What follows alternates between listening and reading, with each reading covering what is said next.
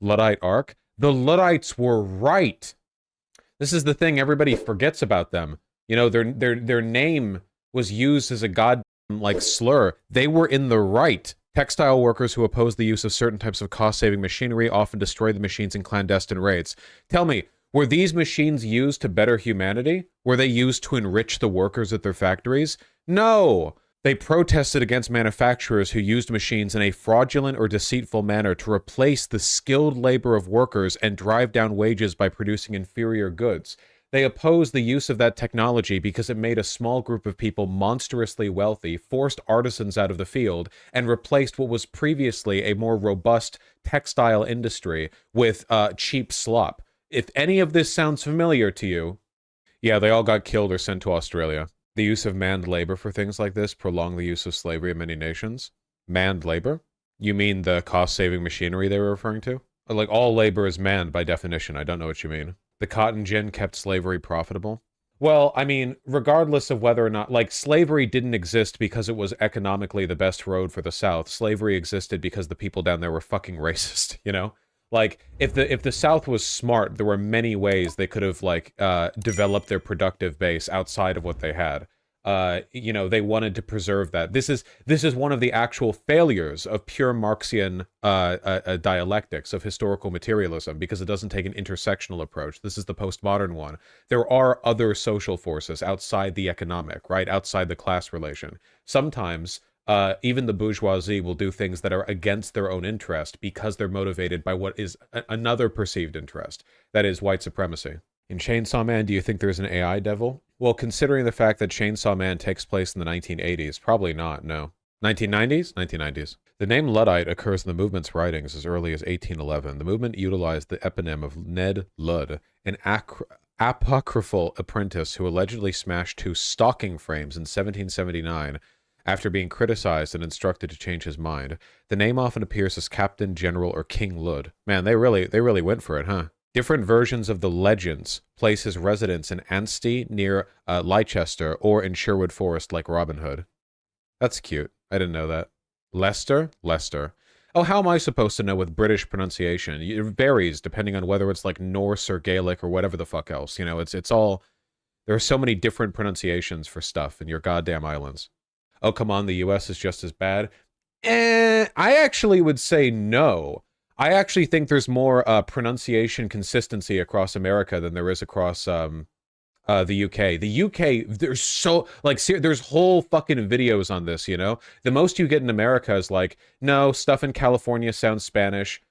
The Spanish in the US, though? No, Moody Mara, you can tell when it's Spanish.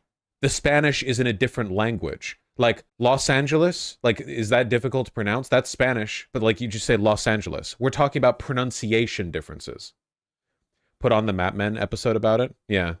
Worcester sauce? Worcestershire sauce? I don't even think we made that. Wasn't that the British? Los Angeles? Yeah, nobody says that, vermin. Not even the fucking Mexicans that I grew up with.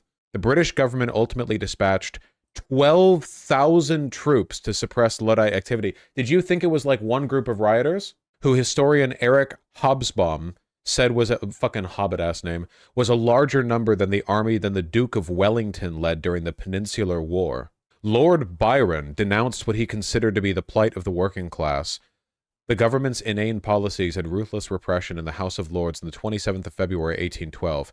I have been in some of the most oppressed provinces of Turkey, but never under the most despotic of infidel governments did I behold such squalid wretchedness as I have since my return in the very heart of a Christian country. Government officials sought to suppress the Luddite movement with a mass trial at York in January 1813, following the attack on Cartwright's mill at Rawfords near Cleckheaton. The government charged over 60 men, including Mellor and his companions, with various crimes in connection with Luddite activities. While some of those charged were actual Luddites, many had no connection to the movement.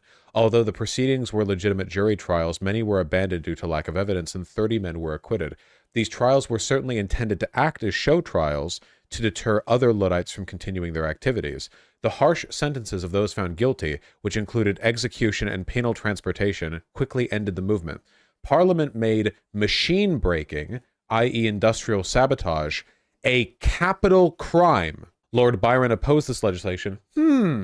What were the Luddites doing that would have led the British government to make it a capital crime. You know, like what relationship of power and capital must have been challenged here, you know, for them to respond in this fashion.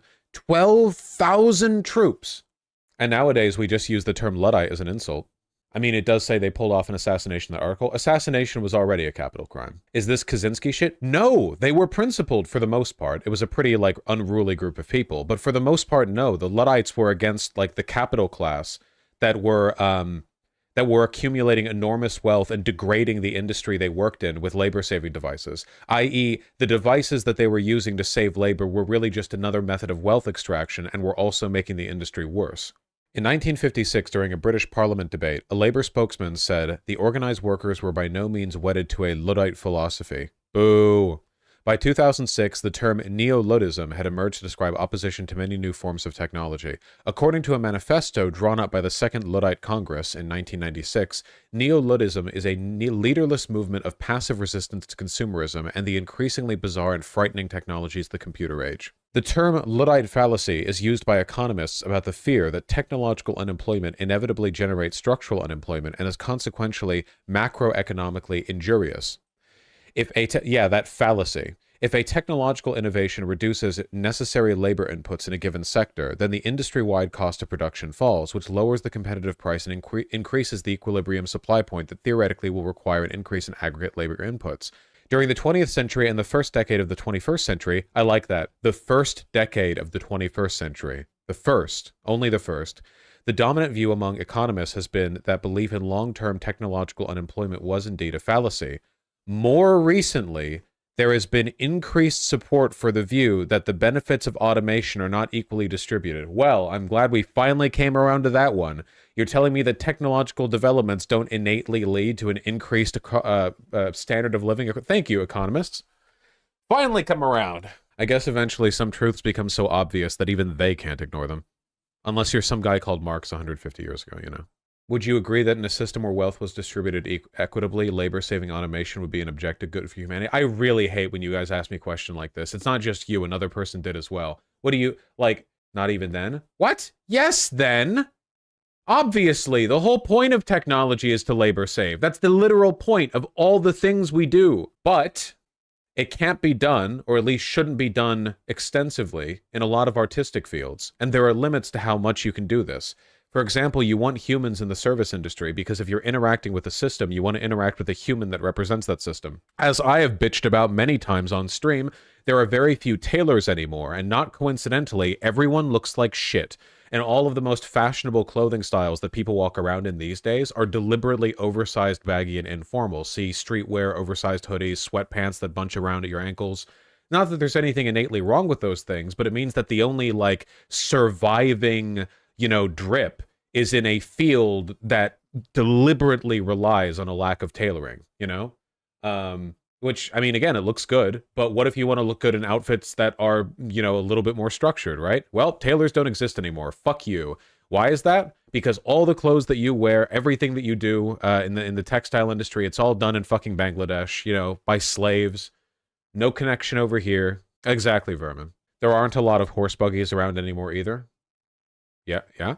Yeah, Thana, the only thing that AI can actually do is, like, reduce human interactivity and make worse versions of things that already exist. AI has so far succeeded only in reproducing more cheaply things that humans did better. AI articles, AI text, AI images, it reduces the human element, the creative element. AI news headlines, you know, it gets things wrong all the time. No accountability, no understanding of the process, no expertise, no personality, nothing. Just, death.